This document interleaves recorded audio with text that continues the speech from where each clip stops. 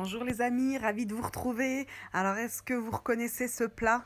Eh oui, encore un plat indien, j'aime beaucoup ça, j'aime beaucoup la cuisine indienne. Donc aujourd'hui, je vais vous présenter le butter chicken. Est-ce que certains d'entre vous connaissent? N'hésitez pas à me dire en commentaire. Allez, c'est parti pour le détail de la recette. Donc pour cela, il vous faudra faire une marinade pour votre poulet émincé. Donc vous allez émincer 2 gousses d'ail, presser le jus d'un citron. Vous allez ajouter une cuillère à café de tomate concentrée. Donc là, c'est bien la marinade pour les morceaux de poulet. Du sel, du poivre. Vous allez voir, c'est un plat très coloré. La sauce est très jolie et très très bonne. Du gingembre, du cumin. Une cuillère à café d'huile, de l'huile normale, tournesol ou colza. De la coriandre en poudre. Vous allez mélanger tout ça. Et une fois que votre marinade est prête, vous allez pouvoir mettre vos émincés de blanc de poulet à l'intérieur. Mélangez bien le tout et laissez mariner au moins 1 heure. Ce serait bien au moins 1 heure. On filme et on met de côté. Et là, maintenant, on va passer à la sauce qui accompagne justement le poulet et le riz. Elle est très simple à faire. Voilà, vous allez mettre un petit peu d'huile dans votre faitout. Toujours de l'huile neutre.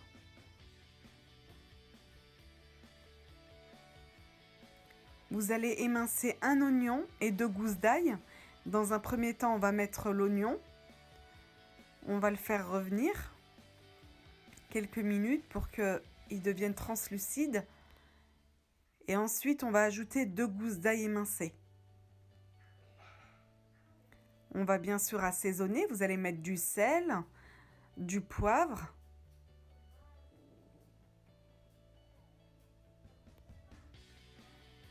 Une cuillère à café de coriandre moulu.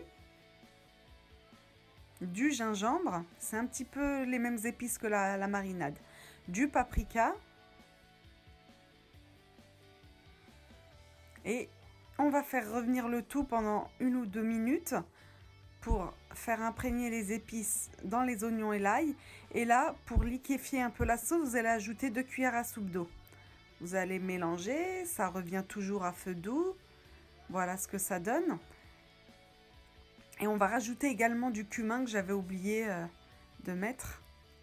Vous allez mettre une bonne cuillère à café de cumin. Vous mélangez et vous éteignez, vous laissez de côté. On y reviendra après la sauce.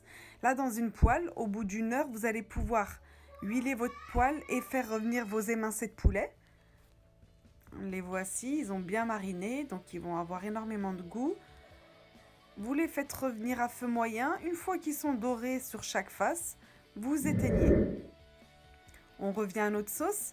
Donc là, une fois qu'on a mis tous les épices, les oignons et l'ail, on va ajouter une boîte de pulpe de tomate, à peu près 250 à 300 grammes. Et là, vous allez laisser mijoter à feu moyen pendant 15 minutes. Votre sauce va réduire.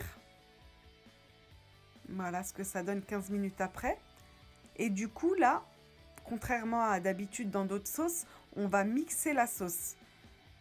Dans le butter chicken, en fait, il n'y a pas de morceaux dans la sauce. C'est une sauce très très onctueuse. Voilà, c'est mixé. On va ajouter un petit peu de beurre. Là, j'ai mis 30 grammes. La cocotte, je l'ai rallumée à feu moyen. Je laisse fondre le beurre. Et je vais pouvoir ajouter tous mes émincés de poulet qui ont été préalablement cuits. Voilà, tout ce qu'il y a, tous les sucres qu'il y a dans la poêle, vous les mettez également. On mélange à feu doux ou moyen. Et la dernière étape, on va ajouter 10 centilitres de crème liquide. Qu'elle soit entière ou légère, il n'y a aucune importance. Vous mélangez, vous laissez réchauffer pendant 5 minutes et le tour est joué. Votre sauce, votre plat est prêt. Vous voyez, c'est la fameuse couleur de la sauce du butter chicken. Moi, je l'ai présenté avec un riz basmati. J'ai parsemé d'un peu de persil dessus.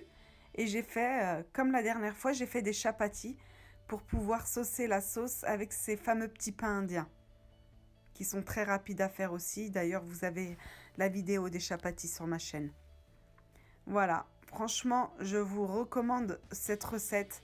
Elle est trop bonne. Ça change, c'est des goûts d'ailleurs. Et c'est pas compliqué à faire.